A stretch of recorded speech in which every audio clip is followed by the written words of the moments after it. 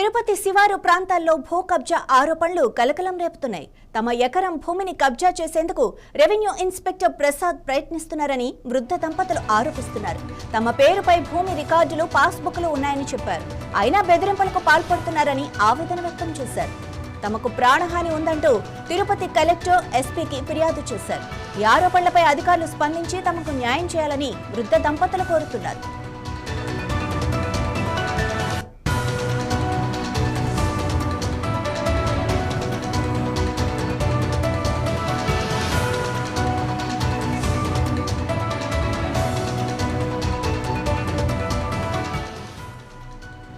ఇక దీనిపై మరింత సమాచారం తిరుపతి నుంచి మా ప్రతినిధి వర్మ అందిస్తారు. తిరుపతి నగరంలో ముఖ్యంగా శివారు ప్రాంతాలలో ఖాళీ కబ్జా కనిపించినా కూడా కబ్జా రాయిలు రెచ్చిపోతున్నారు. ముఖ్యంగా రిజిస్టర్ పట్టాలు సైతం కూడా బెదిరించి మరీ కూడా ఆక్రమించుకునే ప్రయత్నం చేస్తున్నారు. అయితే ఈ కోవలో ప్రభుత్వ అధికారులు కూడా వస్తున్నారన్న విమర్శలు అయితే వస్తున్నాయి. స్థానికంగా ఒక భార్యాభర్తను ఏదైతే ప్రభుత్వ రెవెన్యూ డిపార్ట్మెంట్లో పనిచేస్తే ఒక సిబ్బంది వేధిస్తున్నట్లుగా కూడా ఆరోపణలు వస్తున్నాయి. దీనిపైన మనతో మాట్లాడేందుకు సంబంధిత బాధితులు కూడా ఉన్నారు. చెప్పండి, ఏంటి అసలు మీకు వచ్చిన ఇబ్బంది ఏమిటి? మీ స్థలాన్ని ఎందుకని ఆ అధికారి ఎవరో అతను ఎందుకు బెదిరిస్తున్నాడు మిమ్మల్ని? ఎవరు అధికారి, ఎప్పటి నుంచి బెదిరిస్తున్నాడు? ఆర్ఐ సార్ ప్రసాద్, కోబాక్ ప్రసాద్. వాళ్ళ ఇంటి దగ్గర అంటే ఇప్పుడు ఆయన ఎక్కడ చేస్తున్నాడు, పని చేస్తున్నాడు? గతంలో ఎక్కడ చేస్తున్నాడు? గతంలో ఎక్కడ పనిచేస్తున్నాడు. ఆయన పేరు ప్రసాద్. అంటే ఆయన ఎందుకని మీ స్థలం పైన ఆయన ఎందుకు రావడం జరిగింది? ఈ స్థలం పక్కన అతని ఇల్లు ఉంది. ఈ స్థలం నాకు కావాలి, నేను కబ్జా చేస్తానని చెప్పి అతను బెదిరిస్తున్నాడు మిమ్మల్ని. రాసిపోతే రెవెన్యూ రికార్డులే మారుస్తాను, నాకు తెలుసు అని బెదిరిస్తున్నాడు సార్. అంటే స్థలం మీ పేరు పక్కా రిజిస్టర్ ఉంది కదమ్మా, ఎలా మీ స్థలం అయితే? ముత్తాతల నుంచి వచ్చిన స్థలం మాకు అది, ఇప్పుడు మేము కొనింది కాదు.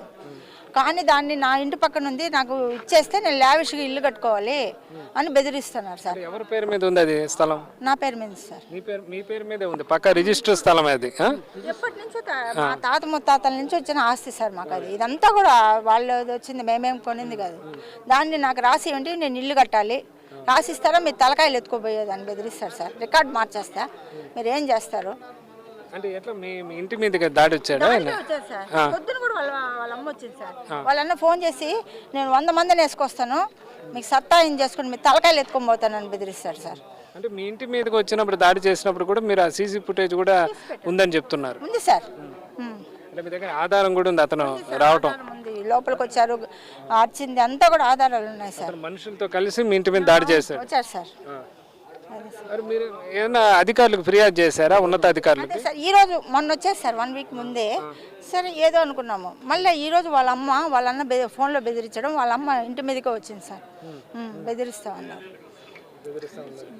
ఆ దోమలు వస్తారా అన్న బెదిరిస్తారు సార్. పక్కన ఆ స్థలాన్ని అనుకుని అతని ఇల్లు ఉంది కాబట్టి ఈ స్థలం అంతా నాకే కావాలని బెదిరిస్తున్నాడు. అంటే ఒక రెవెన్యూ అధికారి, ఒక సిబ్బంది, ఒక విఆర్ఓ స్థాయి సిబ్బంది ఇలా మనుషుల్ని వేసుకొని బెదిరించడం అంటే, మీరంతా మొత్తం మీ దానికి సంబంధించిన ఆధారాలన్నీ ఉన్నాయి అతను దాడి చేసినా కూడా? ఉన్నాయి సార్, సీసీటీవీ కెమెరాలు ఫుటేజ్లు అంతా ఉన్నాయి. బెదిరిస్తారు, మీరు ఆ రోడ్లో రండి, మీకు అది చూసేస్తారు, తలకాయ లేపేస్తానంటారు సార్ ఫస్ట్ రోడ్. ఏమంటే SC ST కేసులు పెడతాం, మీరు ఏం చేస్తారు అని బెదిరిస్తారు సార్. వాళ్ళు ఎస్సీలు సార్, ఆ కేసులు పెడతాం, రేపు కేసులు పెడతాం మీ ఆయన పైన అంటారు సార్. మీ ఆయన రాని తలకాయ లేపేస్తానంటాడు, బెదిరిస్తాను. మీ మీద ఎప్పటి నుంచి మీకు అతనితో ఏమన్నా పరిచయం ఏమైనా ఉందా? పక్కనే సార్, వాళ్ళ అమ్మ మా దగ్గర పని చేస్తాండి ఆమె. ఈ అబ్బాయి కూడా చిన్నప్పుడు మా దగ్గరకు వచ్చి పనులు చేసుకునేవాడు సార్. చిన్నప్పటి నుంచి మీతో అతనికి పరిచయం ఉంది.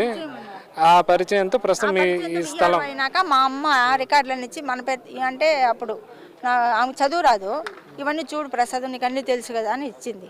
ఆ రికార్డులన్నీ పెట్టుకున్నాడు, మమ్మల్ని ఇట్లా టార్చర్ చేస్తున్నాడు. అది సార్. ఇప్పుడు ఒక 40 సెంట్లు కొన్నాను సార్. అది నీకు పట్టా తీసుకొచ్చేస్తా అని చెప్పి తీసుకొని పోయి ఆ ఒరిజినల్స్ కూడా పెట్టుకొని బెదిరిస్తున్నాడు సార్. నేను డబ్బిస్తే ఇస్తా అని బెదిరింపులు సార్. ఎంతకాలం నుంచి చేస్తున్నాడు అట్లా? మా అమ్మ అక్టోబర్లో చనిపోయింది సార్, ముందు ఇయర్. అప్పటి నుంచి స్టార్ట్ చేశాడు చిన్నగా. ఇప్పుడు ఈ 1 వీక్ ఎక్కువ అయిపోయింది సార్. రాసిస్తాను. మీరు ఇంకా ఫిర్యాదు ఎందుకు చేయలేదు పోలీసులకు కానీ? అట్లా ఫిర్యాదు చేయొచ్చు కదా. ఏదో పక్కన అబ్బాయి కదా చెప్తాము, సర్ది చెప్దామని చూసాం సార్. లేదు, మితిమీరిపోయి కొట్టడానికి చంపడం అని బెదిరిస్తూ ఉన్నాడు. ఇంకా ఇది మన వల్ల కాదని మీకు ఇప్పుడు రిపోర్ట్ ఇస్తున్నాం సార్. అంటే ఆధారాలు ఉన్నాయన్నారు కదా, ఫిర్యాదు సంబంధిత అధికారులకు కానీ లేదా నేరుగా కలెక్టర్ గారికి కానీ లేదా పోలీసులకు కానీ ఎవరి దృష్టికి తీసుకోలేదు? అర్జీ అర్జీ చేస్తాము. ఇప్పుడు సిఐ గారికి ఇస్తాము. చూస్తున్నాం. మీ పేరండి? సురేష్ రెడ్డి సార్. సురేష్ రెడ్డి.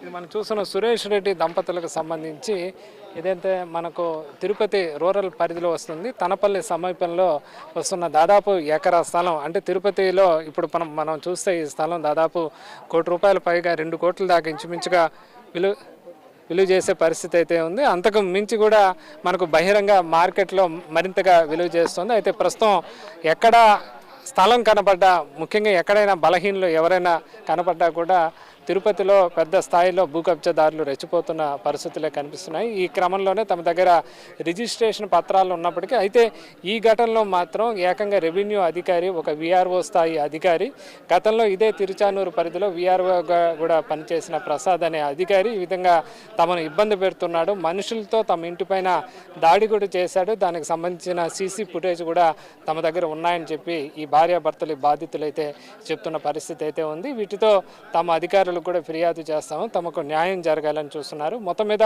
తిరుపతిలో రోజు రోజుకి భూ కబ్జాదారులు పెరిగిపోతున్న నేపథ్యంలో ప్రస్తుతం ఒక అధికారి, రెవెన్యూ అధికారిగా ఉన్న ఒక వ్యక్తి ప్రస్తుతం దీంట్లో కూడా ఈ కబ్జా ఆరోపణలు రావడం మాత్రం తిరుపతిలో ఒక సంచలనం రేపుతుందని చెప్పొచ్చు. మరి దీనిపైన ఉన్నతాధికారులు ఏ విధంగా స్పందిస్తారు, ప్రస్తుతం ఎవరైతే భార్యాభర్తల బాధితులు ఉన్నారో వారు ఫిర్యాదు మేరకు న్యాయం చేస్తారా, సంబంధిత అధికారిపై చర్యలు తీసుకుంటారా అనేది మరి వేచి చూడాలి. కెమెరామెన్ అరుణ్తో వర్మ, 9+ న్యూస్, తిరుపతి.